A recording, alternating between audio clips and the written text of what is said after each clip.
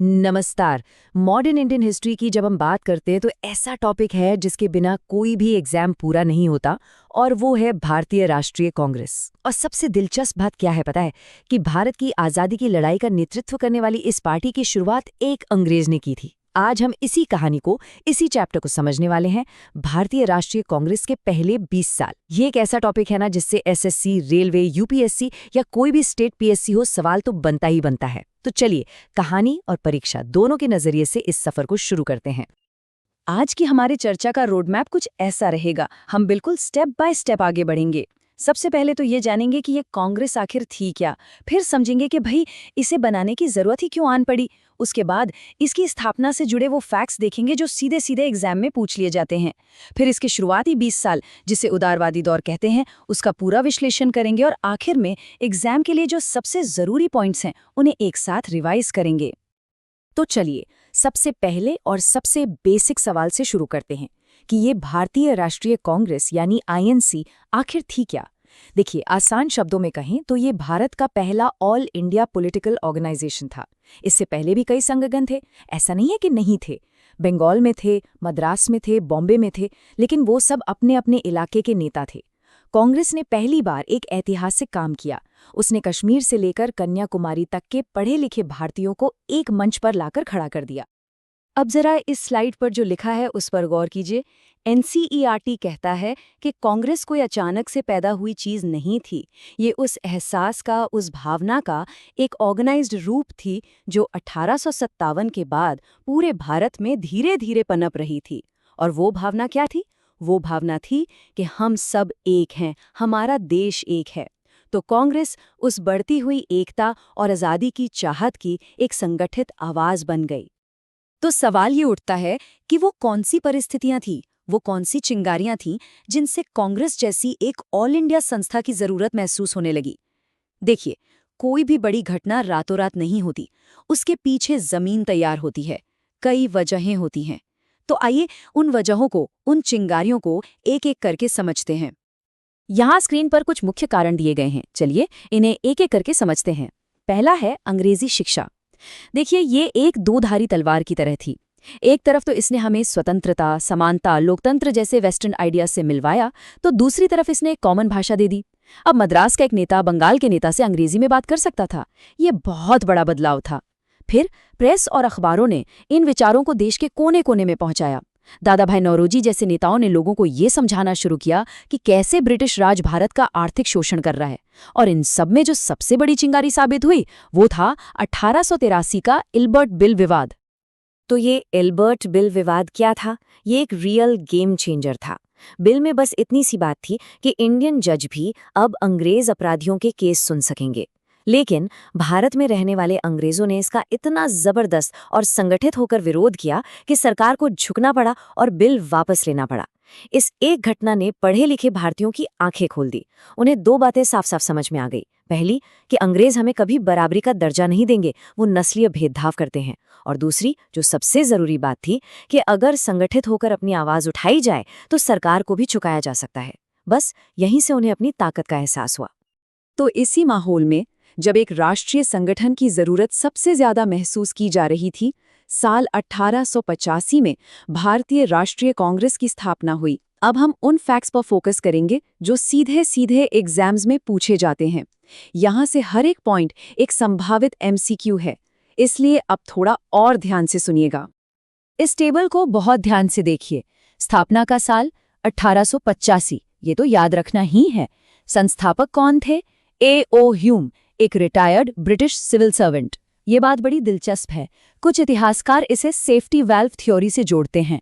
उनका मानना है कि ह्यूम ने कांग्रेस इसलिए बनवाई ताकि भारतीयों का जो गुस्सा है वो शांति से याचिकाओं के रूप में बाहर निकल जाए और 1857 जैसा कोई बड़ा विद्रोह दोबारा ना हो। खैर, जो भी हो, ये एक फैक्ट है।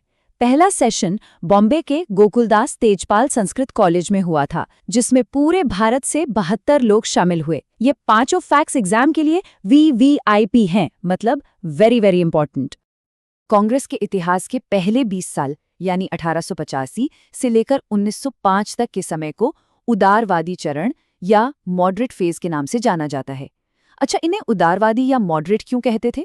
क्योंकि इनके काम करने का तरीका बहुत नरम था। ये ब्रिटिश सरकार से सीधी लड़ाई नहीं चाहते थे। इनका मानना था कि अगर हम अपनी बात तर्कों के साथ शांति से रखेंगे तो अंग्रेज सरकार हमारी बात जरूर मानेगी।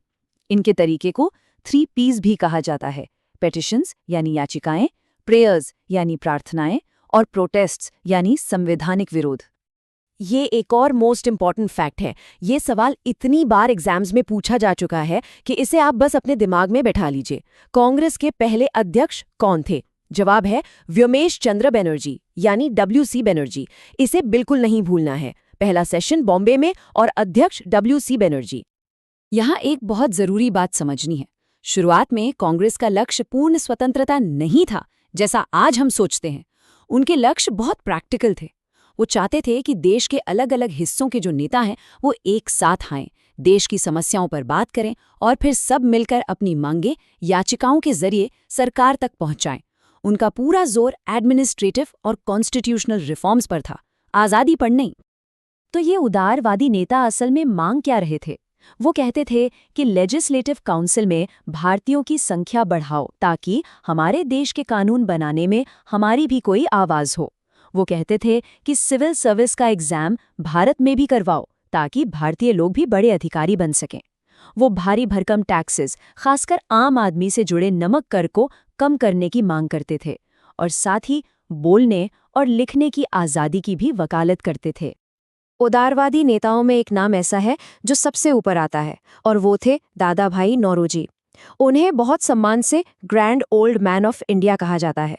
और एक बहुत ही दिलचस्प फैक्ट ये है कि वो ब्रिटिश संसद के लिए चुने जाने वाले पहले भारतीय थे। जरा सोचिए, उन्होंने अंग्रेजों के घर में जाकर उनकी संसद में खड़े होकर भारत की आवाज़ बुलंद की। दादा भाई नौरोजी का जो सबसे बड़ा योगदान माना जाता है वो थी उनकी ड्रेन ऑफ वेल्थ थियोरी यानी धन की निकासी का सिद्धांत। ये एग्जाम का एक हॉट टॉपिक है। इसे ऐसे समझिए जैसे कोई आपके घर से रोज कीमती सामान ले जाए और बदले में आपको कुछ भी ना दे। धीरे धीरे क्या होगा, आपका घर तो खाली हो ही जाएगा ना, है ना? नौरोजी ने यही बात पूरे देश के संदर्भ में फैक्ट्स और फिगर्स के साथ साबित की। उन्होंने बताया कि कैसे भारत का पैसा, कच्चा माल सब इंग्लैंड जा रहा है और बदले में भारत गरीब होता जा रहा है। इस एक थ्योरी ने ब्रिटिश राज के परोपकारी चेहरे से नकाब उतार कर रख दिया।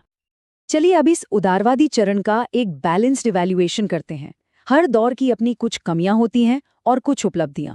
एग्जाम में जो एनालिटिकल सवाल आते हैं उनके लिए ये समझना बहुत जरूरी है।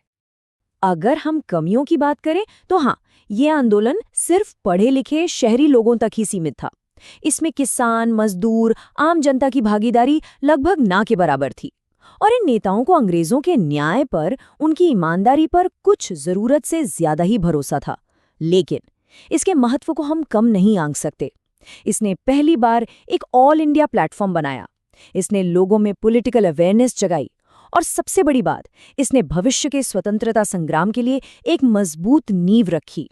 आप कह सकते हैं कि ये भारत की पहली पॉलिटिकल ट्रेनिंग स्कूल थी जहां हमारे नेताओं ने संगठित होना और अपनी बात रखना सीखा। चलिए अब फटाफट रिवीजन करते हैं। ये वो कीवर्ड्स और फैक्ट्स हैं जो आपको एग्जाम हॉल में सीधे नंबर दिलाएंगे। ये इस पूरे चैप्टर का सार है जिसे भूलना बिल्कुल मना है। ये जो टेबल आप देख रहे हैं इसका या तो स्क्रीनशॉट ले लीजिए या अभी के अभी अपने नोट्स में बड़े बड़े अक्षरों में लिख लीजिए, क्योंकि इनमें से एक सवाल आपको पेपर में मिलेगा ही मिलेगा, ये मानकर चलिए। स्थापना 1885, पहले अध्यक्ष WC बनर्जी, संस्थापक A.O. Hume, grand old man दादा भाई नौरोजी, उनका सबसे बड़ा सिद्धांत धन की निकासी, और पहला चरण उदारवादी चरण 1885 से 1905। ये फैक्ट्स आपकी फिंगर टिप्स पर होने चाहिए। तो कांग्रेस के पहले 20 सालों ने भारत को एक राजनीतिक मंच दिया, अंग्रेजी राज के आर्थिक शोषण का पर्दाफाश किया और आने वाली लड़ाई के लिए एक जमीन तैयार की। लेकिन उनकी याचिका और प्रार्थना की जो नीति थी वो बहुत धीमी थी।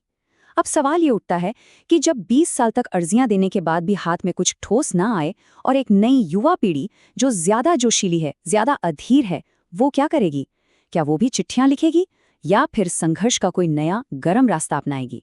बस यहीं से कांग्रेस के अंदर एक नए और तूफानी अध्याय की शुरुआत होती है। लेकिन वो कहानी अगली बार।